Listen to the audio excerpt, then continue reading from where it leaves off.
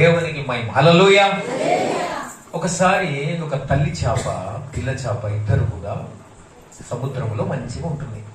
ఆడుతున్నాయి, పాడుతున్నాయి, ఎగురుతున్నాయి, గంతులు ఇస్తున్నాయి. అయితే ఈ పిల్ల చేపకు ఒక తలంపు కలిగిందంట. ఏమంది? చేప తెలుసు కదా, ఇప్పుడు చేపలేనా అందరిగా? Very nice. అవ్వ ఎంత గొప్ప కార్యం నాయన. ఏ చికెన్ పెట్టుడు తక్కువైనా మా చేపలు పెడుతున్నారంటే ఎంత గ్రేట్. దేవునికి మహిమ. కాబట్టి ఆ చేప పిల్ల చేప తల్లి చేపతో అంటుందంట, అమ్మ ఎంతకాలం ఇక్కడనే ఉండాలి నేను? ఎంతకాలం మన జీవనం ఇక్కడనేనా? ఇక బయటికి వెళ్ళొద్దా? ఒకసారి బయటికి వెళ్ళొస్తే బాగుంటుంది కదా. ఎప్పుడు ఇక్కడ ఉండమంటావు? అటు పోకు, ఇటు పోకు, అటు పోకు అంటావు. ఎందుకు పోకూడదు అని చెప్పేసి పిల్ల చేప తల్లి చేపతో అంటుందంట, లేదు నేను ఒకసారి బయటికి పోయేస్తా. వద్దును బిడ్డ, బయటికి వెళ్ళొద్దు అని తల్లి చేప హెచ్చరిక చేస్తుంది. సరే తల్లి చెప్పింది కదా, అయినది కానీ కొద్ది రెక్కలు వచ్చింది, జర బలం వచ్చింది, ఎదిగింది. తర్వాత ఏమంటుందంటే, నేను వెళ్ళొస్తా ఒకసారి. అగో వల వేస్తున్నారు కదా, ఒకసారి చూసొస్తా. లేదు బిడ్డ, ఆడు పోతు వల వేసిందా, నువ్వు వలలో పోయినావా చూద్దామని. వాడు అంటే తీసుకుపోతాడు. తీసుకుపోయి ఏం చేస్తాడు? మీరు చేసినట్టే చేస్తాడు. ఏం చేస్తాడు? ఫ్రై చేసుకొని తింటాడు బిడ్డు, కూర వండుకొని తింటాడు. పులుసు వేసి వద్దు పైకి వెళ్ళకని చెప్పి ఎంత చెప్పినా కూడా వింటలేదు. బిడ్డ పూజేస్తాం మమ్మీ. బిడ్డ తల్లి హెచ్చరిక చేస్తున్న వద్దు వద్దని. తర్వాత సరేలే అనుకొని ఉన్నది. కానీ ఎందుకైనా ఒకసారి ఒక తల్లిని అడిగింది, మరి ఎందుకు మనం ఇక్కడనే బతకాలి? ఏంది మన జీవనం ఇది ఇక్కడనేనా? బయట లోకం ఎంత పెద్దగా ఉంది, ఒకసారి భూమి మీద పోయిద్దాం, అక్కడ చూసేస్తాం కదా, మంచిగా ఉంటుంది కదా అంటే. లేదు బిడ్డ, దేవుడు మనని ఏర్పాటు చేసినప్పుడు మన జీవనం ఈ సముద్రంలోనే పెట్టాడు. మన జీవితం, మన జీవన బ్రతుకు అంతా కూడా ఈ నీటిలోనే ఉన్నది. ఈ నీరు దాటామా ప్రమాదం. మరి మనము లోపట నుంచి, మరి పైన ఉన్న వాళ్ళు ఎవరు, భూమి మీద ఉన్న వాళ్ళు ఎవరు అంటే అప్పుడు చెప్తుంది తల్లి, మనము నీటిలో ఉన్నాం కాబట్టి ఫిష్లం. ఏంటిది? మనం ఫిష్లం. వారు నేల మీద ఉన్నారు కాబట్టి సెల్ఫిష్లు అన్నదంట. ఇప్పుడు మనుషులంతా ఎటు ఉండాలి అన్నట్టు సెల్ఫిష్. అంతా నాకే నాకే నాకేం కావాలంటాం, ఒక్కొక్కడికి ఏడు. కాబట్టి సెల్ఫిష్ మనుషులు, మన స్వార్థపరులం మనం. కానీ ఫిష్ అక్కడనే జీవనం చేస్తుంది. కాబట్టి విశ్వాసి జీవితం కూడా, ఒక క్రైస్తవ సేవకుని విశ్వాస జీవితం కూడా మన జీవనం ఎక్కడుందో తెలుసుకోగలగాలి. అది చాలా ప్రాముఖ్యత. చాలా మంది జీవనం తెలుసుకోకుండానే బ్రతికేస్తున్నాం మనం. నువ్వు ఎక్కడికి పోతావు అని తెలవకుండానే బతుకుతున్నావు. ఎందుకు నమ్మావంటే, రోగం పోయింది కదా నమ్మాను సార్, ఒక అద్భుతం జరిగితే నమ్ముతాను సార్, ఒక మేలు జరిగింది కాబట్టి దేవుని ప్రభుని నమ్ముతున్నాను అని మాట్లాడుతున్నాం. ఓ మేలో ఒక అద్భుతం, ఒక ఆశ్చర్యం, ఒక కార్యం జరిగితే నమ్మడం కాదండి. స్వయంగా దేవుడు మాట్లాడే దేవుడు అనే బైబిల్లో ఉన్నది. ఆయన మాట్లాడేవాడు. ఆ మాట్లాడే వాడిని స్వరం వినాలని ఆలోచన నీకు రావాలి. అది దేవుడు కోరుతున్నాడు. ఈ దినాల్లో చాలా మంది దేవుడు మాట్లాడాలని ఆలోచన లేదు. దేవుడు ఆయన వింటాడు ప్రార్థన, అంతేకాకుండా మాట్లాడతాడు కూడా ఆయన. ఆమేన్, హల్లెలూయా. ఆయన పేరేమన్నా తెలుసాడు? మాట్లాడే దేవుడవు నీవు, మాట్లాడని రాయివి రప్పవు నీవు కావు, మాట్లాడే దేవుడవు నీవు. కాబట్టి మాట్లాడే దేవుడు ఆయన. కాబట్టి మాట్లాడే దేవుడు నీతో మాట్లాడాలని ఆశపడుతున్న ఎన్నో సందర్భాలు. ప్రతి వ్యక్తితో మాట్లాడాలనుకున్నావు, చదువుకున్నా చదువుకోలేకున్నా, నువ్వు పండితుడు అయినా పామరుడు అయినా ఎవరైనా కానీ ఆ సృష్టికర్త నేను పుట్టించిన వాడు మనలో మాట్లాడాలని అహర్నిశలు ఆలోచన కలిగిన దేవుడు ఆయన. అయితే ఆయన మాట్లాడాలంటే పాత కాలమున మన ఋషులు దేవుణ్ణి అడిగారంట. దేవుడు ఎట్లుంటాడో తెలియదు ఆ ఋషులకు. కాబట్టి దేవుణ్ణి తపస్సు చేస్తూ అడుగుతున్నారు, ఓ దేవా, ఓ సర్వేశ్వరుడా, సకల బ్రహ్మాండానికి ఆది సంభూతుడా, నువ్వు ఎక్కడున్నావు, నువ్వు ఎవరయ్యా? ఒకసారి కనబడు, నీ పేరేంటిదో మాకు తెలియదు. ఏదో రాయి రప్ప చెట్టు పుట్ట గుట్ట అన్నింటిని మొక్కుతూ వచ్చాం, కానీ నువ్వెవరో, నువ్వు ఎలా ఉంటావో మాకు అర్థం కావడం లేదు. ఒకసారి మాట్లాడవా నాయనా అని ప్రార్థన చేయడం మొదలుపెట్టారు. తపస్సు చేస్తూ మొదలుపెట్టారు. అలా తపస్సు చేస్తా ఉన్నారు కానీ దేవుడు మాట్లాడడం లేదు. ఋషుల కాలంలో మొండోలు కదా, గట్టుకుంటారు కాబట్టి గట్టిగా మొండు పట్టారు. ఆయన కనబడేదాకా వదలొద్దు అని చెప్పేసి, ఆయన స్వరం వినేదాకా లేవకూడదని అనే మొరబెడుతున్నారు. గడ్డాలు వెరిపోయినాయి, పుట్టలు వెరిపోయినాయి, కానీ దేవుడు కానులు రాలేదు, మాట్లాడలేదు. కానీ వాళ్ళ మనోదీక్షకు, వారి పట్టుదలకు దేవుడు సంధించి, అరే వీరి పట్టుదలగా అడుగుతున్నాడు కదా నా స్వరం వినాలని, నేను ఎలా మాట్లాడాలి వారితో? ఎందుకంటే దేవుడు మానవునితో మాట్లాడాలంటే మానవుల్లో పాపం ఉండడానికి లేదు. నేను కనబడాలన్నా కూడా నా వెలుగును చూశాడు చచ్చిపోతాడు. కాబట్టి కనబడద్దు. మాట వినాలంటే వినే శక్తి కూడా రావాలి కదా అని ఆలోచించి ఏం చేశాడంటే, వారి మనసులో పడిన ఒక జ్ఞాన జ్యోతిని వెలిగింపజేశాడంట. వాళ్ళ మస్తిష్కాలలో ఒక జ్ఞాన జ్యోతిని వెలిగించాడు. ఏమనంటే, వాళ్ళు అలా తపస్సు చేస్తుండగానే ఒక వెలుగు చిన్న కాంతి వచ్చి వాళ్ళ లోపల వెలిగించిన జ్ఞానాన్ని. అరే దేవుడు పరిశుద్ధుడు కదా, మనం పాపులం కదా, మానవులం కదా, అందుకోసమే దేవుడు కనబడడం లేదు, గాంచలేకపోతున్నాం, ఆయన స్వరాన్ని వినలేకపోతున్నాం అని చెప్పి ఆలోచన వచ్చింది. అట్లా మొట్టమొదటిగా దేవుడు ఏమై ఉన్నాడంటే పరిశుద్ధుడు అని అర్థమైంది మన ఋషులకు. ఆమేన్, హల్లెలూయా. ఆ పరిశుద్ధుని ఎలా పోల్చాలి, దేంతో పోల్చాలి అర్థం కాక అప్పుడు వారు ఏం చేశారంటే అగ్నితో పోల్చారు. ఏం చేశారు? దేంతో పోల్చారండి? అగ్నితో పోల్చారు. అగ్ని అనే అర్థం ఏంటంటే రుద్రుడు అని అర్థం. అగ్ని అంటే అర్థమైంది రుద్రుడు అంటే ప్రకాశించే మంట, జ్వాల అని అర్థం. ఆ ప్రకాశించే మంటను పుట్టించి ఆ మంటను చూస్తూ, ఎందుకంటే ఆ మంటను ఎవడు తాకలేడు, తాకితే కాలిపోతుంది. దేవుడు కూడా అంత పరిశుద్ధుడు. నేను పాపిని కనుక అగ్నిని దగ్గరికి రాలేను అని చెప్పేసి అలా వారు చేస్తూ దేవుణ్ణి ఆరాధించడం మొదలు పెట్టారు. అలా మెల్లమెల్లగా అగ్నిలాగా వచ్చాడు, వెలుగులాగా వచ్చాడు. లాస్ట్కు వాక్య రూపకంగా, ప్రవచన రూపకంగా వచ్చాడు. చివరికి శరీరధారం దాల్చి లోకానికి మానవ అవతారం ఎత్తిన వ్యక్తి యేసుక్రీస్తు ప్రభుల వారు. దేవునికి స్తోత్రం, హల్లెలూయా.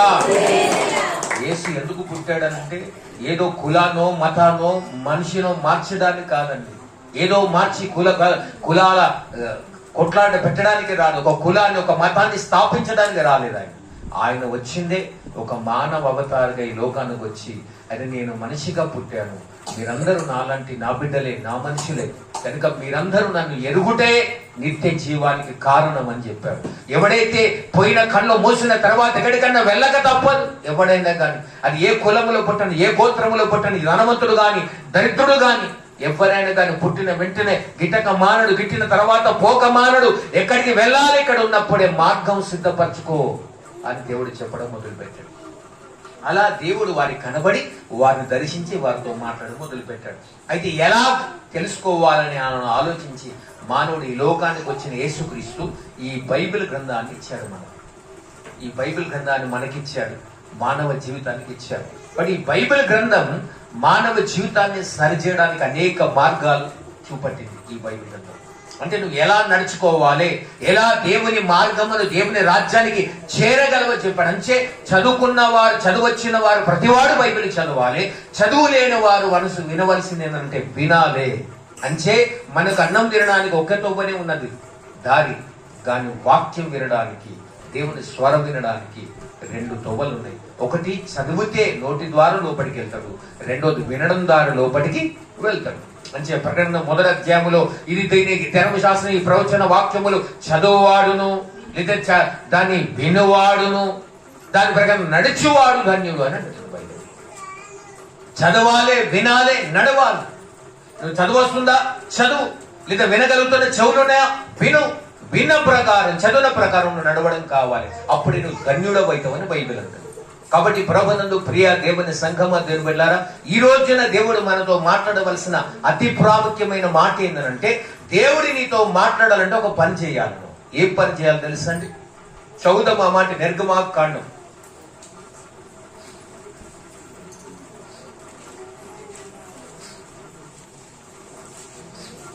నిర్గమకాండ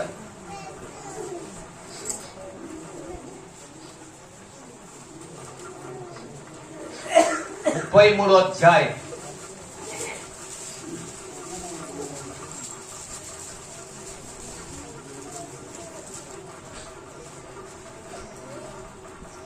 ఇరవై ఒకటి వచ్చి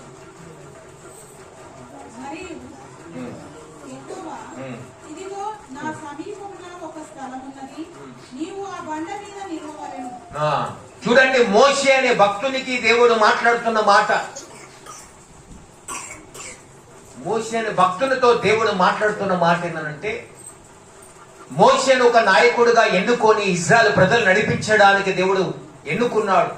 మోషే ఎన్నుకున్నవాడి దేవుని మార్గంలో నడుస్తూ అనేక ప్రజలను విడిపించి ఐగుప్తు దేశం నుంచి కానాన్ అనే ప్రదేశానికి, వాగ్దాన దేశానికి తీసుకువెళ్తున్న ఆ సందర్భంలో ఆ మధ్యలో సుదీర్ఘ ప్రయాణం చేసిన తర్వాత 2వ అధ్యాయంలో మోషేను చూశాడు, పిలిచాడు.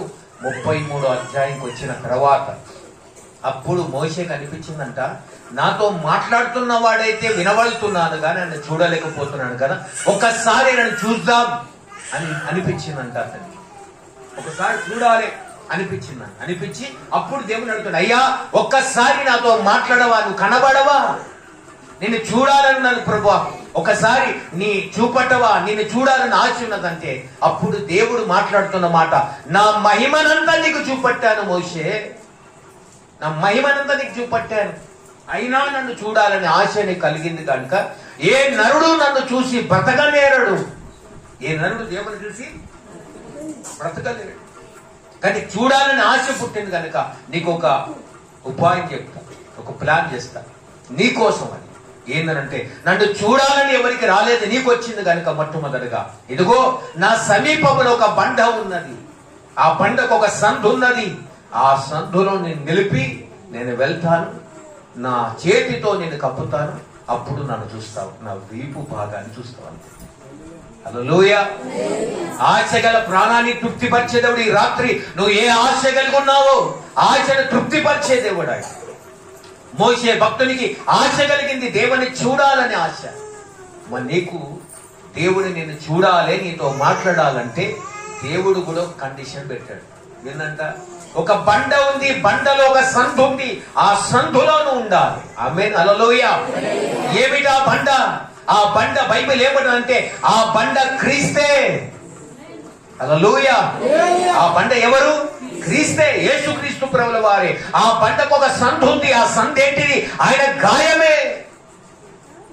తోమాను దేవుడు పిలిచి అనుమానంతో అందరూ భయపడుతూ, యేసయ్య మరణించి తిరిగి లేచి వెళ్ళిపోయిన తర్వాత తోమా భయపడుతలేడు, ధైర్యవంతుడుగా రోడ్డంతా తిరుగుతున్నాడు.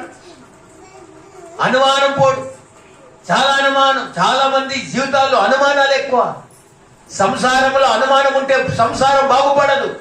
దేవునితో నీకు అనుమానం ఉన్నదా? ప్రమాదం, జాగ్రత్త. కాబట్టి ఈ అనుమానం, తోమా నమ్ముతున్నా మేము చూశానని మరియమ్మ మగ్దలేని మరియ వేరొక మరి చెప్పినాం, తోమా నమ్మడం నేను నమ్మను అని అంటాడు.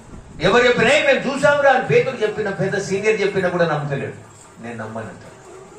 అప్పుడు అన్నాడు, అందరూ ఒక గదిలో ఉన్నప్పుడు వెంటనే యేసయ్య ప్రత్యక్షమై తోమా రా అని పిలిచాడు. పిలిచి ఏం చెప్పాడు? నా చేతులు, నా గాయాలు చూడు, నా చేతులు చూడు, నా చేతిలో వేలు పెట్టు, నా పక్కలో చెయ్యి పెట్టు. అంటే ఇది చెయ్యి వేలు పెట్టే స్థాయి ఇది గాయం, ఇది చెయ్యి పెట్టే స్థాయి గాయం ఇది. కాబట్టి యేసయ్య అతను చూసిన తర్వాత నా ప్రభువా నా దేవా అనగానే వెంటనే నువ్వు చూచి నమ్మినవు, చూడక నమ్మిన వాడు ధన్యుడు అని చెప్పాడు. హల్లెలూయా. కాబట్టి ఈ రోజున మనమందరం ఎటువంటి వారమండి? తోమా కన్నా బెటర్ దన్ మనం. తోమా కన్నా చాలా బెటర్ విశ్వాసులు. తోమా చూసి నమ్మాడు, మనం చూడగానే ప్రభును నమ్ముతున్నాం. కానీ ఈ రోజున నీకు ఒకవేళ ఆశ ఉంటే, ఈ రాత్రి నీకు ఆశ ఉంటే, దేవుని స్వరం వినాలని నీకు ఆశ ఉంటే, దేవుడు చెప్పిండు ఆ బండ క్రీస్తు. ఆ బండకు ఒక గాయమైంది, ఆ గాయములో కార్చబడిన రక్తము చేత నువ్వు కడగబడితే దేవుడు నీతో మాట్లాడగలడు. ఆమేన్. హల్లెలూయా. ఆయన నీతో మాట్లాడాలని 6 నిమిషాలు ఆశపడుతున్నాడు. ప్రతి వ్యక్తిని దర్శించాలని కోరిక ఆయన. నేను రక్షించబడిన తర్వాత, నరకాన్ని చూసి వచ్చిన తర్వాత గదగద వణుకుతూ దేవుని ఎక్కడ కనబడితే ఎక్కడ మా నాన్నకే చెప్పేశాను సువార్త. మా నాన్న సంస్కృత పండితుడు కాబట్టి నన్ను నమ్మలేను. చాలిపోరా వింటున్నా, ఏం చెప్తున్నావు అని అంటాడు. అయినా కూడా చెప్పినాను, యేసు నిజ దేవుడు, ఆయన రక్షకుడు. నేను పరలోకం పోయొచ్చిన, అక్కడ నరకం పోయొచ్చిన, నరకంలో చెప్పిన ఆయన సువార్త. అక్కడ నాకు చెప్పిన సువార్త ఒక ఆయన రియల్ దేవుడు ఈయన. మా నాన్న నమ్మలేదు. సరేలే, ఎవరు నమ్మిన నమ్మకున్నా, నేనైతే విశ్వసించిన. తర్వాత మా నాన్న నమ్మిండు, ఆ చివరికి అది వేరే విషయం అనుకోండి. కానీ ఆ క్షణము నేను చెప్పాను, అందరికి కనబడితే వారికి అది చెప్పడం. వాటి నరకం అనేది చాలా భయంకరమైనది. కానీ ఆ స్థితికి వచ్చిన తర్వాత మా నాన్న కట్టుబట్టల మీద నన్ను రోడ్ల మీద పడేశాడు, వెళ్ళిపోమన్నాడు. నేనా దేవుడా అంటే దేవుడే కావాలన్నాను. అందుకని అయితే నా ఇంట్లో ఎందుకు మరి పో, ఆ దేవుడు బతికిస్తాడు పో, అన్నం పెడతాడు, బట్టలు ఇస్తాడు, అన్ని ఇస్తాడు పో అన్నాడు. వెళ్ళగొట్టిండు, వెళ్ళిపోయినా. ఆ దేవుని నమ్ముకున్న వదలలేదు. ఆ క్షణం నమ్మింది ఇప్పటిదాకా ఈ దేవుని. నడవమ్మా, తీసుకుపో బయటికి. కాబట్టి ఆ దేవుని నమ్ముకున్న దేవుడు అద్భుతమైన ఆశ్చర్యమైన కార్యాలు చేస్తాడు. దేవుడు ఆ దేవుని వదలలేదు. నేను ఏమన్నా కానీ, ఏ స్థితి అయినా కానీ దేవుని వదలొద్దు అనుకున్నాను. దేవుని పట్టుకున్నాను. దేవుని మెల్లగా నేను అడిగాను, బయటకు వచ్చి చాలా కష్టాలు పడ్డాను. అసలు నువ్వు ఎవరు? నన్ను బ్రతికించిన యేసు దేవుడు అని అర్థమైపోయింది. అందరి దేవుళ్ళు కాదు, నువ్వు సపరేట్ దేవుడు అని అర్థమైపోయింది. నేను నమ్మిన. ఇప్పుడు ఎవరు నువ్వు? నీ స్వరం వింటలేను, ఎలా చూడలేకపోతున్నాను, కనబడకు భస్మం అయిపోతానేమో. ఒకవేళ మాట్లాడాయా, ఒక స్వరమన వినిపించయ్యా అని ఆ రోజు నేను అడిగాను. 1987లో రక్షించబడ్డాను. 89లో దేవుని అడుగుతున్నాను. 89వ సంవత్సరమున, అయ్యా దేవా ఒక్కసారి నాతో మాట్లాడు, నువ్వెవరు? కనబడకు నాయన, కాలిపోతానేమో, భస్మం అయిపోతాను. ఒక్కసారి నీ స్వరం వినిపించు. మాట్లాడు ప్రభువా, ఒక్కసారి నాతో మాట్లాడు యేసు, ఇంకొక్కసారి మాట్లాడు ప్రభువా, ఒక్కసారి నాతో మాట్లాడు యేసు, ఇంకొక్కసారి మాట్లాడు నాతో మాట్లాడు. చెప్పండి కూడా, మాట్లాడే దేవుడా నాతో మాట్లాడు. అందరికంటే మాట్లాడు నాతో మాట్లాడు. మాట్లాడే దేవుడా నాతో మాట్లాడు. మాట్లాడు ప్రభువా, ఒక్కసారి నాతో మాట్లాడు యేసు, ఇంకొక్కసారి. కాబట్టి మాట్లాడే దేవుడా. నేను అడిగాను, నాతో మాట్లాడు ప్రభువా. అప్పుడు 89లో 40 దినాలు ఎవరు చెప్పని నాకు ఉపవాసం ఉండమని. నాకే తలంపు వచ్చింది. అంటే దేవుడు మాట్లాడాలంటే నేను కడుపు మానాలేమో, ఆకలి చంపుకోవాలేమో, ఉపవాస దీక్ష తీసుకోవాలేమో అని తలంపు కలిగి ఉపవాస దీక్ష తీసుకొని 40 దినాలు ఎక్కడ ఉండాలో అర్థమైతే ఇంటికి వెళ్ళగొట్టడం. మా నాన్న అయ్యగారికి ఇస్తా, అయ్యగారు ఒక రూమ్ ఇస్తామని చిన్నగా, కానీ చిన్న గది ఉన్నది. ఆ గదిలో ప్రార్థన చేసుకుంటా అంటే అయ్యగారు నాడు దాన్ని చేసుకోవాలి. కానీ నేను ఆడ చేసుకుంటున్న కొద్దీ మా నాన్నతో కొట్లాట అయ్యగారు తిట్టడం. మా అయ్యగారు, అరే ఏంద్ర నాయన, బాబులందరూ నా చర్చి మీదకి వస్తున్నారు బాబు, కష్టమవుతుందిరా బాబు అని.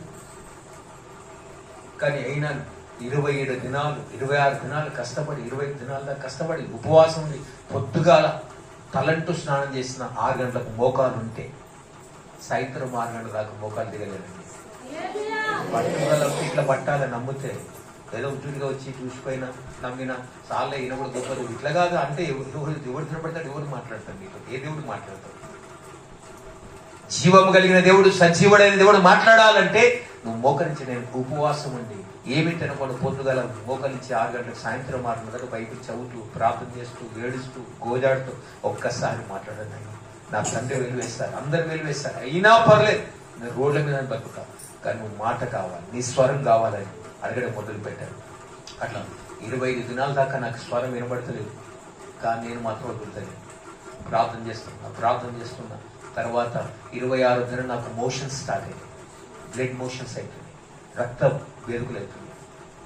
ఆ 26వ దినం అంతా మోకరించడానికి అసలు ఏమీ లేదురా కడుపులు, అంటే బ్లడ్డే పోతుంది, బ్లడ్ వెళ్ళిపోతుంది.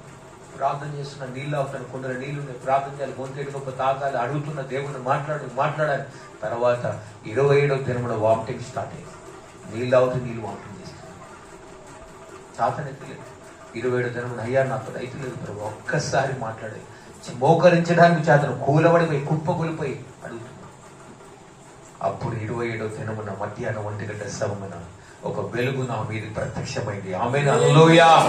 జిగేలమైన వెలుతురు నా మీదకి వచ్చినప్పుడు ఏంటి వెలుతురని చూస్తున్నాను, కళ్ళు మూసుకొని తెరిచి దాన్ని చూద్దాం అనుకున్నప్పుడు ఇంకా ప్రకాశమైన వెలుగు నా మీదకి వచ్చింది. అది నేను చూడలేకపోతున్నాను. అక్కడికి వెళ్ళి నాకు కనబడుతుంది. యెషయా 41:9-10 కనబడుతుంది.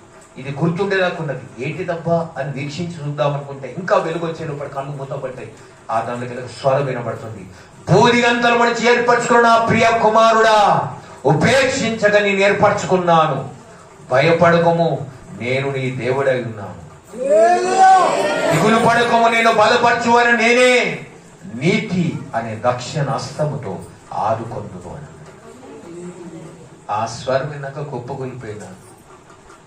కింద నీళ్లు పోస్తే ఎన్ని ఇల్లు అంత చిన్న రూమ్ ఇంతనే ఉంటుంది. ఆ రూమ్ ఏదో దర్శిపోయింది. కింద నీళ్లు పోస్తే అంతా నా చెమట అంత కారిపోయింది. ఆ వెలుగు ఆ రోజు లేచానంటే ఇప్పటిదాకా లేచి నిలబడ్డా. దేవునికి స్తోత్రం, హల్లెలూయా. ప్రతిరోజు ప్రార్థన చేసేటప్పుడు ఆ మాట నన్ను ఉద్యోగపరుస్తుంది, నన్ను బలపరుస్తుంది. నేను అడిగినప్పుడు అడగక ముందే దేవా నాతో మాట్లాడు, నన్ను దర్శించి నాకు వాక్కు చెప్పు ప్రభువా అన్నప్పుడు వెంటనే దేవుడు ప్రత్యక్షమై నాతో మాట్లాడుతుంది. ప్రతిరోజు ఈ అనుబంధాన్ని పరివేసుకుని ఉన్నాయి ఉంటుంది. ఏదో దేవుడు ఆదివారం వచ్చి దేవుడి స్తోత్రం చెప్పి మళ్ళీ మిగతా 6 రోజులు నీ కోసం బతకడం కాదు. ప్రతి క్షణం ఆయన కోసం బతకాలని, ఆయన నీతో మాట్లాడాలని ఆశపడుతున్నాడు. కాబట్టి ఆ విధంగా మోషేను దేవుడు చెప్పాడు, నేను మాట్లాడాలంటే నువ్వు బండ సందులో ఉండాలి. ఆ బండ సందు, ఆ బండ క్రీస్తు అని చెప్పాడు. కొండనేమో దేవుడు, బండనేమో క్రీస్తు, రాయేమో మనం. తెలుసా? రాయేమో పేతురేమన్నాడు, కేఫా అంటే రాయి. మనం రాయిలో ఉన్న పదార్థం ఒకటే, బండలో ఉన్న పదార్థం ఒకటే, కొండలో ఉన్న పదార్థం ఒకటే. కాబట్టి ఆ కొండ అయిన దేవుడు బండలాగా వచ్చాడు, బండను చీల్చి నీకు రక్షణ ఇచ్చాడు. దేవునికి స్తోత్రం. ఈ రోజున ఆ బండ సందులోనే ఉంటేనే నీకు నిత్య జీవం. అప్పుడు దేవుని స్వరం వింటావు. అక్కడ నిలిచి ఉన్నాను అన్నాడు మోషే. అక్కడ నిలిచిపోయినంతే. అప్పుడు దేవుని ముఖాముఖిగా చూశాడు. దేవునికి స్తోత్రం, హల్లెలూయా. దేవుడు నీతో మాట్లాడాలంటే నువ్వు ఫస్ట్ నిలిచి ఉండని నేర్చుకోవాలి. స్థిరత్వం ఉండాలి. స్థిరత్వం లేకుండా చంచల మనిషి ఉన్నంతో మాట్లాడాడు దేవుడు. ఉన్నప్పుడు ఉట్ల పండుగ, లేనప్పుడు లొట్ల పండుగ అంటారు చూడు సామెత. తెలంగాణ సామెత ఇది రోజు అయింది. ఉన్నప్పుడు ఉట్ల పండుగ, లేనప్పుడు లొట్ల పండుగ అంటారు కొందరు. అంతే, ఇక ఉన్నప్పుడు ఉంటే ఆగడు తింటే ఆగడు అంటారు. అది కూడా ఉన్నదే సామెత. మళ్ళా ఉంటే ఆగడు తింటే ఆగడు. అట్లా అంటే చంచల మనిషి అన్నట్టు.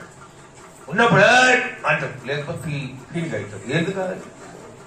అరే హాత్ హై ఐసీ రైనా, నైతో ఐసీ రైనా. Amen, hallelujah. ఇది దేవుడు నేర్పించిన సూత్రం. ఉన్నా లేకున్నా, జోబులో పైసలు లేకున్నా పర్లే, గుండెల ధైర్యం ఉంటే, విశ్వాసం ఉంటే ధైర్యం కోట్ల మాట మాట్లాడతావు, ధైర్యంగా మాట్లాడతావు, అనేకుల్ని బలపరిచే మాటలు మాట్లాడతావు. కాబట్టి దేవుడు మాట్లాడితే ఆ ధైర్యం వచ్చేస్తుంది నీకు. ఆ రోజు ఆయన స్వరమే నాకు భయం అయిపోయింది. నాకు భయం పోయింది. పెరుకొని నేను చాలా భయస్తుంది. ఎవరైనా అడగాలంటే సిగ్గు, మొహమాటం ఎక్కువ నాకు. ఇవన్నీ ఉండే నాకు. కానీ యేసు ఎప్పుడైతే ఆయన స్వరం వినను మొత్తం కొట్టుకపోయినాయి. దేవునికి స్తోత్రం, హల్లెలూయా. గుండెల ధైర్యం వచ్చిందిగా. ఏమన్నా చెల్తిగా నమ్మకాడు పోతానున్నా ముందరికి వేస్తున్నాము. ఏమన్నా ఆరునా పారు ఉంటే ఇదర్నాతో ఉదర్, అది తీర్మానం చేసుకోవాలండి. ఉంటే ఈడ బతుకుతా, లేదా పోతా ఆయన దగ్గరికి పోతా. ఆ ధైర్యంతో బతుకుతున్నా. కానీ ఆ ధైర్యంతో బతుకున్నా మూర్ఖంగా మాట్లాడాను. ప్రేమతో మాట్లాడమని వాడు ప్రేమతో చెప్తాను. కాబట్టి ప్రభువును ప్రియులారా, ఈ రోజున దేవుడు ఆ రోజు మాట్లాడినాక నా చరిత్ర మారింది. ధైర్యం పెట్టుకొని ముందుకెళ్ళిన, అక్కడికి వెళ్ళి ఎన్ని తిప్పలు పడ్డా, ఎన్ని కష్టాలు పడ్డా, అన్ని పడ్డా, కానీ చివరికి దేవుడు నన్ను నిలబెట్టాడు కదండి. అంతే దేవుడు మాట్లాడితే ఎట్లుంటే తెలుసా అండి? ఆయన మాట్లాడితే నీ జీవితంలో ఎప్పుడు కదలని బండ మీద. దావీదు భక్తుడే 60 కీర్తన ప్రార్థన చేస్తున్నాడు. నేను ఎక్కలేని ఎత్తైన కొండ పైకి నన్ను ఎక్కించి, అంటే ప్రయత్నం చేస్తుండే కానీ జారిపోతున్నాడు.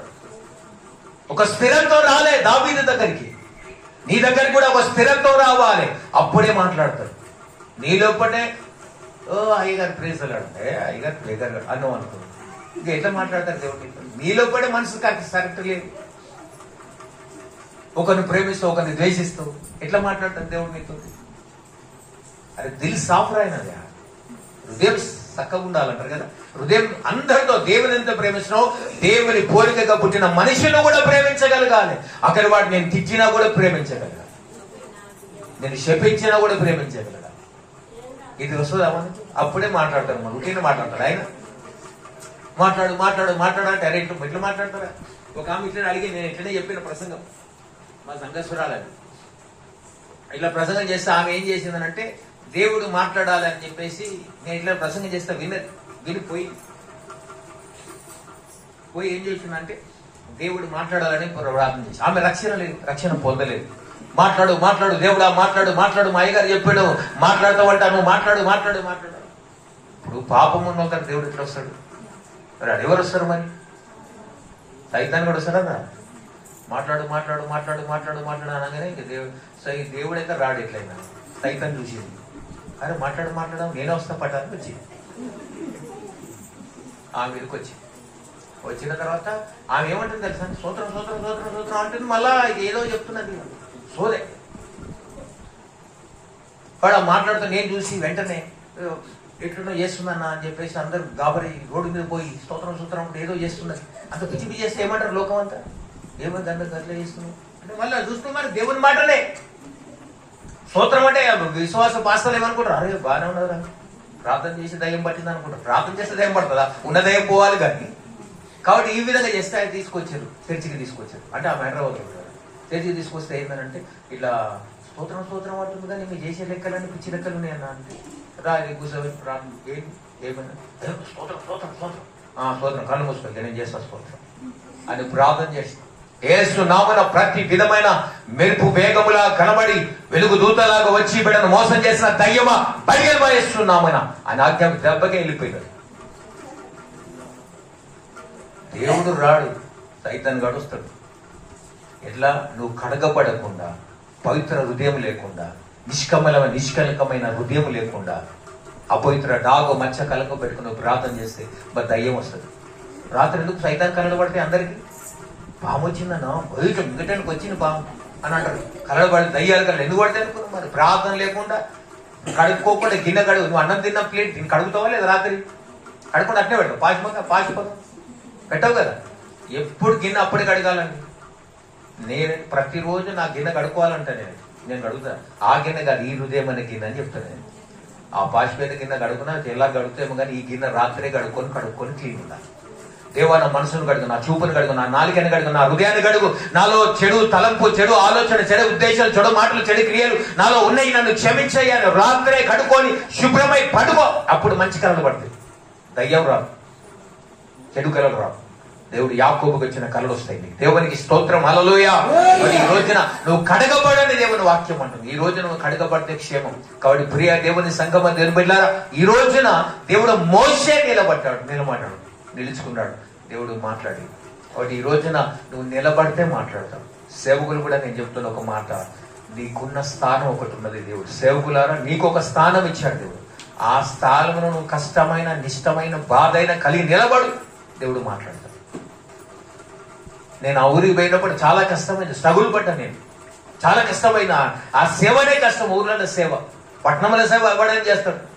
నేను పట్టణంలో పుట్టిన, అక్కడ రక్షించబడ్డా. అక్కడ 1200 మంది బాప్తిసాలు ఇచ్చిన హైదరాబాద్లో. నేను అక్కడ సంఘం పెడదాం అనుకున్నా, దేవుడు తీసుకొచ్చి ఊర్లో పడేసి, నువ్వు హైదరాబాద్లో సంఘం పెట్టదు, ఊర్లో సేవ చేయండి. ఇదేంటి కథ విచిత్రం. అక్కడేమో నా సాక్ష్యం బాగుంది, నా బోధ బాగుంది, నేను అన్ని విధాలుగా బాగా బలంగా వాడబడుతున్నా. అక్కడ పెద్దకొచ్చేసి ఇక్కడ తీసుకొస్తుంది, తీసుకొచ్చి అక్కడ ఊర్లో పడేసి ఇక్కడ సేవ చేయకపో. ఈడ ఒక్కడు మారాడు. ఎంత చెప్పినా ఉన్నప్పుడు ఉన్నప్పుడు అయ్యగారు ఏం చెప్తాడు, మస్తు అనిపిస్తా అంటాడు, మళ్ళీ చేసే పనులు అని చేస్తాడు. అప్పుడు అనిపించింది, 7 ఏళ్ళు కష్టపడితే 5 లేరు అక్కడ నా సంఘంలో. 7 ఏళ్ళు కష్టపడితే 5 నాకు తీసుకొచ్చి ఎందుకు ఈడ సేవ చేయాలి? నేను ఈ ఊరికి వచ్చి, ఊరు కానీ బస్సు లేదు, ఊరికి తీసుకొచ్చినావు. ఈడ ఒక్కడు మారాడు, రాతి గుండెలు, మాంసం గుండెలు కాదు ఒక్కడు, కఠిన హృదయం. నేను వెళ్ళిపోతా ప్రభా, నేను ఉన్నాను ప్రభా అని నేను వెళ్ళిపోతాను అతడు కాదని అన్నప్పుడు దేవుడు నాతో మాట్లాడుతున్నాడు. అరే బాబు నేను పోతా ప్రభా హైదరాబాద్ అని అవకాశం అడగాలి, పర్మిషన్ అడిగిన. నేను హైదరాబాద్ పోతా అంటే పో, నేను ఎవరున్నా అంటే నువ్వే రమ్మన్నావు కదా, నువ్వు మరి పోతా. మరి నేను రమ్మన్నా, నువ్వు ఉండు మరి లేకుండా నీ ఇష్టంతో పోవడం ఏంటి? పోతాంటే పో, నేను రానన్నాడు. మరి నువ్వు రాకపోతే ఎట్లా? నువ్వు పోతాన్నావు కదా, తెలివి ఉన్నది, జ్ఞానం ఉన్నది, సాక్ష్యం ఉంది, వాక్యం ఉన్నది. 1200 బాప్తిజం వచ్చిన అక్కడ సంఘం పెడితే పెద్దగా అవుతాను, పో మరి. నేను రాను అక్కడికి. నేను చెప్పిన అక్కడ నిలిచి ఉంటే దీవించబడతారు. అప్పుడన్నా మనుషులు నీకు కావాలా నాకు కావాలని అడిగేది. ఎవరి కోసం సంపాదించాలి నేను ఇప్పుడు మనిషిని? నా సంఘం నిండడానిక? ఆయన సంఘాన్ని నింపడానికి, ఆయన మందిరాన్ని, ఆయన పరలోక ధననిధిని నింపడానికి నేను చేయాలి పని. కాబట్టి అనుకున్నాను, చాలా ప్రభు మనిషి నీకే కదా, నాకు కావాలని. ఒక్కడు వచ్చినా చెప్పు, నీకెందుకు? నీకు అన్నం ఇస్తలేనా, బట్టలు ఇస్తలేనా, ఇల్లు ఇయ్యలేదా? అన్ని పుక్కడికి ఇచ్చినా కదా. నువ్వు అడిగినావా? నువ్వు పని చేస్తున్నావా? 5 మంది వచ్చినా 5 చెప్పు, 2 వస్తే 2 చెప్పు వాక్యం. నేను అన్నం పోషిస్తా కదా, నేనున్నా కదా పోషించడం అని అన్నాడు. అప్పుడు సరే ప్రభా, నాకు అవసరం లేదు. అంటే నీకు పేరు కావాలి, ఘనత కావాలి, డబ్బులు కావాలి, గొప్ప కావాలనుకుంటున్నావో కదా, అయితే పో. వద్దు ప్రభావ అన్నప్పుడు ఇక్కడ పడిదా. అప్పుడు ఆడ పడిదా ఏం ఇవ్వబడానో మరి నాకు అవసరం లేదని నమ్మకంగా పని చేసుకుంటూ పోయిన, భారీగా ప్రార్థన చేసిన, కన్నీళ్ళు కాచిన, ఉపవాసం ఉన్న మనుషులు మార్చండి ఏడ్చుకుంటా ప్రార్థన చేసిన, రోజు పరిచయం చేసిన తర్వాత ఒక 3 ఏళ్ల తర్వాత ప్రజలు కథలు మొదలు పెట్టారు. ఒకే ఊర్లో 222 మందికి బ్యాప్టిజం ఇచ్చాడు. మొన్న ఒక 10 అంటే మొత్తం 240 దాకా ఒకటే ఊర్లో నిలిచి ఉంటే అట్లా ఇస్తాడు దేవుడు. నువ్వు నిలిచి లేకుండా నేను ఇక్కడ బాగాలేదన్న సేవ, వాడు బాగాలేడు, వీళ్ళు వాడు తిడుతురు అని వెళ్ళిపోయినావు అనుకో, దేవుడు ఒకవేళ నీకు దర్శనం ఇస్తే, నీకు పిలిపించి అక్కడ ఉండమని సేవ చేస్తే, నిలబడు సేవ కూడా కష్టమైన పర్లేదు కానీ దేవుడు తీపిస్తాడు. కానీ నీ ఇష్టంతో పోయి సేవ చేస్తే ఇక్కడ బాగుంటుందేమో అట్లా అనుకో. దేవుని అడుగు, అడిగిన ప్రకారమే వెళ్ళు, ఆయన నిలబడు, దేవుడు సేవ చేస్తాడు. కాబట్టి ఈ రోజున దేవుడు మోషేని నిలిచి ఉన్నాడు. ఇంకో మాట చెప్పి ముగిస్తా, లాస్ట్ అయిపోయింది. ఎక్కువసేపు ప్రసంగం చేయాలి, ఎందుకంటే మీకు ఇబ్బంది పెట్టడం నాకు ఇష్టం లేదు. అందరికి 10 అవుతుంది, ఆఖరికి ఆల్రెడీ ఇంకా 10 నిమిషాలైతే 10 అవుతుంది. కాబట్టి ఒకటే మాట, హెజ్కేలు గ్రంథం 2వ అధ్యాయం హెజ్కేలు గ్రంథం 2వ అధ్యాయం మొదటి వచ్చి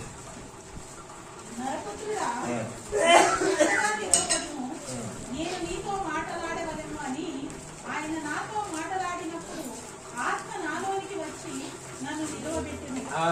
అప్పుడు నాతో మాట్లాడిన వాని స్వరము వింటిని. నరపుత్రుడా, నువ్వు చక్కగా నిలబడు, నేను నీతో మాట్లాడాలంటే దాని అర్థం ఏంటండి? నరపుత్రుడా చక్కగా నిలబడంటే అర్థం ఏంటి? ఈయన నిలబడ్డాడా లేదా చెప్పండి నాకు. చెప్పరేవరు? చక్కగా నిలబడాలి అంటే నిలబడ్డా లేదా? నిలబడ్డాడు. కానీ ఎట్లా నిలబడ్డాడు? చక్క వంకర నిలబడ్డాడు. వంకరోళం కాదు మనం అంతా, ఎప్పుడు దాకా ఉండడు. మన మనసు మాకు వంకరనే, మన మాట వంకరనే, మన నడక కూడా వంకర. అదే శైలిగా నిలబడు, ఏంది నిలబడు? దేవుని దగ్గరకు వస్తే ఆయన ఉన్నాడని, ఆయన ప్రార్థన చేయవాడు జవాబిచ్చునని తగ్గించుకొని, తన్ను తాను తగ్గించుకొని ప్రార్థన చేయాలంట. కాబట్టి దేవుని దగ్గర ఎట్లుండాలో చక్కగా నిలబడాలి. ఏచికేలు దేవుడు పిలిచాడు సేవ చేయమని, కానీ చక్కగా లేడు. పిలుపుని పట్టుకొని సేవకు వచ్చిండు, కానీ సరి అయిన పిలుపు పొందినాడు, అన్ని చేశాడు, కానీ సరి అయిన నడవడిక లేదు. చాలా మంది అంటారు కదా, నాకు పెళ్లి చేయపోయిందని పూర్వలు అంటారు కదా, తల్లిదండ్రులు నాకు పెళ్లి చేయ, మా పెళ్లి. అరే నువ్వు సెటిల్, నేను నిలబడ్డా, చక్కగా నిలబడ్డానికి పెళ్లి చేస్తాను అంటే సెటిల్గా అన్నాడు. నువ్వు స్థిరత్వంగా. కాబట్టి అదేవిధంగా నీవు స్థిరత్వము లేకుండా దేవుడు మాట్లాడలేడు. దేవుడు ఇంకా అనేక విషయాలతో మాట్లాడాలనుకున్నాడు, కానీ అతను సరిగా నిలబడలేకపోతున్నాడు. ఫస్ట్ నిలబడు అని అన్నాడు. నువ్వు నిలబడితే మాట్లాడతాడు. నువ్వు నిలబడ్డావా? ఈరోజు చాలా మంది నిలబడలేని స్థితిలో ఉంటున్నారు. వంకర వంకర వంకర ఆలోచన, వంకర తలంపులు, వంకర ఆలోచన, వంకర దృష్టి, వంకర చూపులు. ఆడుల చీరలు పోయిననుకోండి, మీకు తెలుసు కదా, మీకు అంత కథ నాకేం వెలుగు కానీ నేను ఎప్పుడు పోను కానీ చెప్తున్నా. ఆడుల చీరలు కొన్ని పోయినంటే ఇక్కడ వేసిన కుప్ప చూడరు, పక్కన కుప్ప చూస్తారు. ఆడేం వేసుకో, అరే నీకు వేసిరు కదా, నువ్వు అడిగినావు కదా, నీకు వేసిరు చూడరు, అది అంటే చూడరు. అగో అక్కడ ఏమో వేసిరు వాళ్ళకు, అదేంటి నీ పాడు. ఎందుకంటే నీకు వేసిన కుప్ప నీకు అడిగింది చూపట్టిరు, ఇది చూడు, ఇది మరి పక్క వాళ్ళకి వేసింది అది చూస్తూ ఉంటావు. అది చాలా డేంజర్. మా బాగా ఉన్నది ఒక ఆమెతో షాపింగ్ పోయినామంటే చచ్చిపోయినాడు బయటోడి. ఇక వదలదు షాపింగ్, ఇన్ని కుప్పలు వేపిస్తుంది, ఒక్కటి నచ్చలేదండి. ఈ షాపుడు ఏమంటాడు, అసలు వాడిని కట్టుండాలి కానీ ఇయర్ కూడా చూపుతాడు, కానీ చూపుతూ ఇంకోసారి గిరాకి రాదని కొట్టాడు పాపం. ఈ ఆడవాళ్ళ కథ కూడా అంతే ఉంటుంది. ఒక మనిషి ఉండదు వాళ్ళకు, చెప్పని సిద్ధమైన మనుషులు. గుంజి గుంజి బట్టలు చిప్పుపడే సాయి కత్తెర పట్టుకొని పో. బట్టలు చెప్తావు, బంగారు చెప్తావు, అన్నిటికాడ తెలుగు పని చేస్తారు. దేవుని కాడ వచ్చి తెలుగు పని చేయలేదు ఎందుకు మరి? కాబట్టి దేవుడు మాట్లాడుతున్న మాట ఏంటంటే స్థిరత్వం లేని తత్వం అన్నాడు. నా భార్యను ఇప్పుడు నన్ను అడిగేదన్నా తీసుకుపోయేదనుకో, ఏది కొనాలో అదే కొనిపించి తీసుకొని వచ్చేస్తాను నేను వెంటనే. ఆమె అన్ని చూస్తాను. అంటే ఇప్పుడు ఒక వస్తువు కొన్నాక అయిపోవాలి, మన పని దుకాణం వచ్చేయాలి కదా. అదేంటి చూద్దాం, చూసులేదు నడుగు లెఫ్ట్ రైట్ అట్లాంటప్పుడు నన్ను తీసుకురా, నీ ఇష్టం నువ్వే పోయి, నువ్వు గంటల కొద్ది కూర్చో, నాకు అవసరం లేదు. నాతో వస్తే ఏది కొనాలనుకోండి అదే ప్లాన్ చేసుకుని అదే రావాలి. మళ్ళీ మంచిగా నాతో షాపింగ్ రాదు, ఈయనతో పెట్టుకునే తలకైనా పూనికాయ మనం భయం ఎలా కూర్చున్నాం. కాబట్టి ప్రభు నన్ను పిల్లలు స్థిరత్వం అంటే నువ్వు ఒక నిర్ణయం చేసుకుంటే ఆ నిర్ణయం మీద నిలబడాలి. నువ్వు చక్కగా నిలబడంటే అర్థమేంటి? ఏడ్చుకొని చక్కగా నిలబడలేదని అర్థం. దానియేలు గ్రంథంలో దానియేలుతో దేవుడు మాట్లాడుతున్నాడు. ఒక దర్శనం చూసి భయపడి దానియేలు పడుకున్నాడు కదా, దేవుడు దానియేలు లేపాడు. ఒక దూత వచ్చి లేపి నిలబడు దానియేలు, నువ్వు చక్కగా నిలబడు. నిలబడ్డాడు.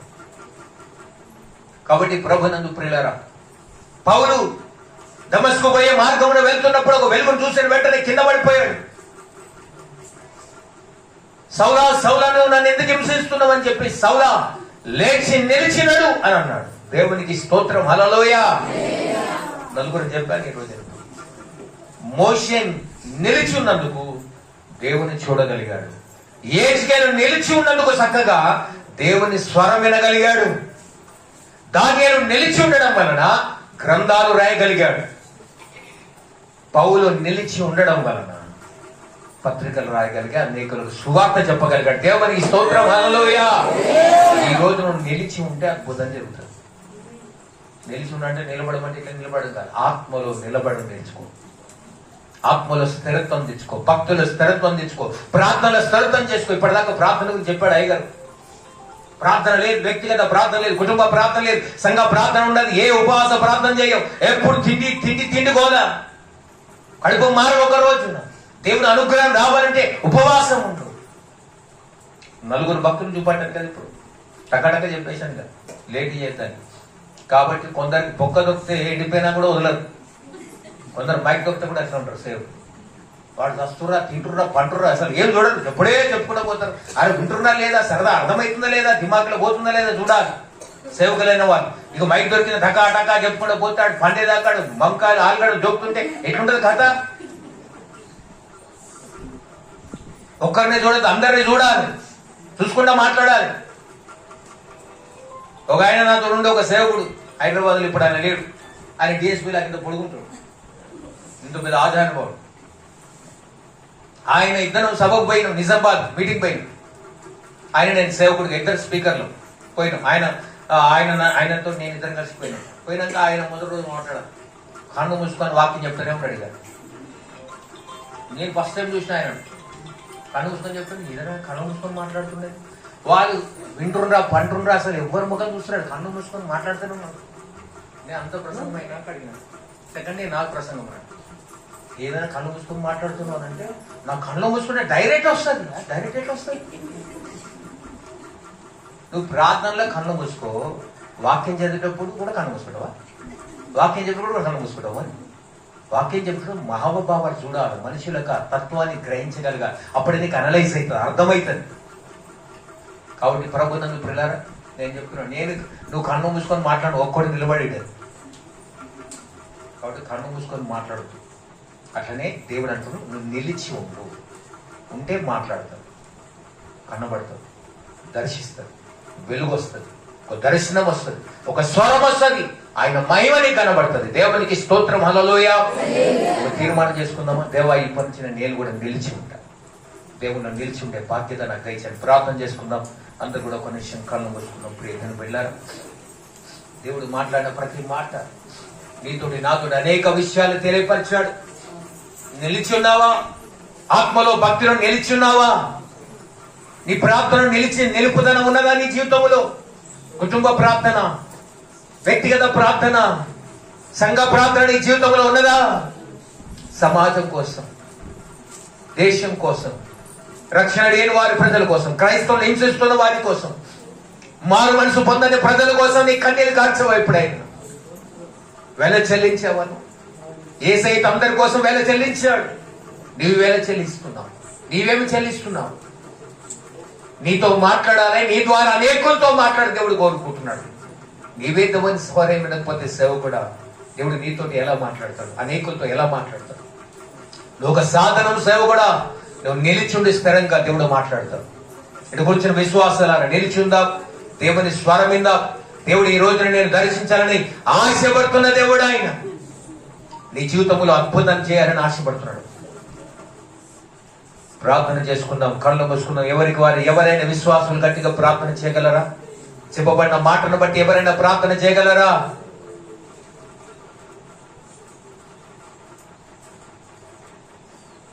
పురుషులు కానీ స్త్రీలు కానీ ఎవరైనా కానీ చెప్పబడిన మాటను బట్టి ఎవరైనా చిన్న ప్రార్థన చేద్దాం, తీర్మానం చేద్దాం ఈ రోజున.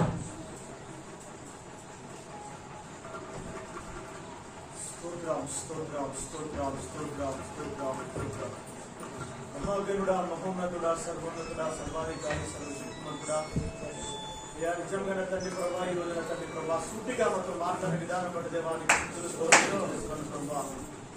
అయ్యా మేము ఇప్పటికి కూడా మేము వంకరగా నిలిచినాం తండ్రి ప్రభానికి స్తుతులు స్తోత్రం ప్రభా. ఈ అనుగ్రహాన్ని నీ దర్శనం మేము చూస్తలేమంటారా తండ్రి ప్రభా. నా ప్రవర్తన, నా హృదయం ఇంకా వంకరగా ఉంది నా అర్థం తండ్రి, నీకు స్తుతులు స్తోత్రం ప్రభా. అయ్యా హెచ్చుకోతో మీరు మాట్లాడే విధానం బట్టి దేవా, ఈ రోజు ఈ రాత్రి నాతో మా అందరితో మీరు మాట్లాడండి నాయనా, నీకు స్తుతులు స్తోత్రం ప్రభా. అయ్యా కూడా తండ్రి ప్రభా మోషేన తండ్రి ప్రభా, పరిచర్య భారం తండ్రి ప్రభా, ఎత్తుకున్న తండ్రి ప్రభా, నిన్ను చూడాలని ఎటువంటి కోరికున్న తండ్రి ప్రభా, సంఘాన్ని నింపిన తండ్రి ప్రభా, అదే నేర్పించండి తండ్రి ప్రభా, నీకు స్తుతుల ప్రభా. అయ్యా వేరే ఆశ లేదు, వేరే తలంపు లేదు తండ్రి ప్రభా. అయ్యా నిన్ను చూడాలని ఆశ ఒకటిన తండ్రి ప్రభా, మీరు ఆకలికి ఎంత పడిన ఆశ తండ్రి ప్రభా. అయ్యా మీరు వచ్చిన తండ్రి ప్రభా, మీరు మమ్మల్ని పిలిచిన తండ్రి ప్రభా. అయ్యా నిన్ను చూడాలని ఆశ కలిగి ఉన్నాం తండ్రి, ప్రభా. సంఘమున తండ్రి ప్రభా నడుము కట్టుకునే తండ్రి ప్రభా, వంకర మార్గమును విడిచిన తండ్రి ప్రభా. అయ్యా నిజంగా తండ్రి ప్రభా సరిగా నిలిచిన తండ్రి ప్రభా, నిన్ను చూడాలని ఆశ తండ్రి ప్రభా. అయ్యా నిలిచుడి నీ కొరకు వాడబడాలని ఆశ తండ్రి ప్రభా. నీ కృప దయచేయన తండ్రి ప్రభా. ఎవరైతే తండ్రి ప్రభా, ఎవరైతే తండ్రి ప్రభా నామ మాత్రం కాకుండా తండ్రి ప్రభా నిజమైన హృదయంలో పశ్చాత్తాపాన్ని తీర్మానం చేసిన ప్రభా, వారందరినీ రాత్రి మీరు దర్శించుదురు కాకుండా అయ్యా నీ కృప దయచేయ ప్రభా. నీకు వందనాలు ప్రభా. అయ్యా ఇదిగో తండ్రి ప్రభా, ఈ లోకముకు కాకుండా తండ్రి ప్రభా ప్రత్యేకమైన జీవితం అందరికి అనుగ్రహించిన తండ్రి ప్రభా. ఈ కృప దయచేయమని నడిచిన ప్రభా. అయ్యా ఇదిగో తండ్రి ప్రభా, యవనస్తులైన తండ్రి ప్రభా, దానియేలు తండ్రి ప్రభా, నిలిచిన తండ్రి ప్రభా, నీ సముఖంలో ఉన్నటువంటి వ్యక్తుల తండ్రి ప్రభా, అలాంటి వ్యక్తులను తండ్రి ప్రభా అందరూ మీరు తయారు చేయమని నడిచిన ప్రభా. నీకు వందనాలు ప్రభా. ఆత్మస్థితిలో నిలబెట్టిన తండ్రి ప్రభా, లోకానికి వేరే బ్రతికే కృప దయచేయమని నడిచిన ప్రభా. దైవజనులు అందరితో మాట్లాడే విధానం బట్టి దేవానికి స్తుతులు స్తోత్రం ప్రభా. అతని సాక్ష్యాన్ని బట్టి దేవానికి స్తుతులు స్తోత్రం ప్రభా. మేము బలపడ్డాం తండ్రి ప్రభా. ఈ రోజు మేము తీర్మానం చేసుకుంటున్నాం ప్రభా, నీ కొరకే నిలబడుతును కాదు ప్రభా. మాలో లోపమున తండ్రి ప్రభా, మాలో ఏదో రకమైన ఆలస్యం అవిజేత మాలో ఉంది తండ్రి ప్రభా.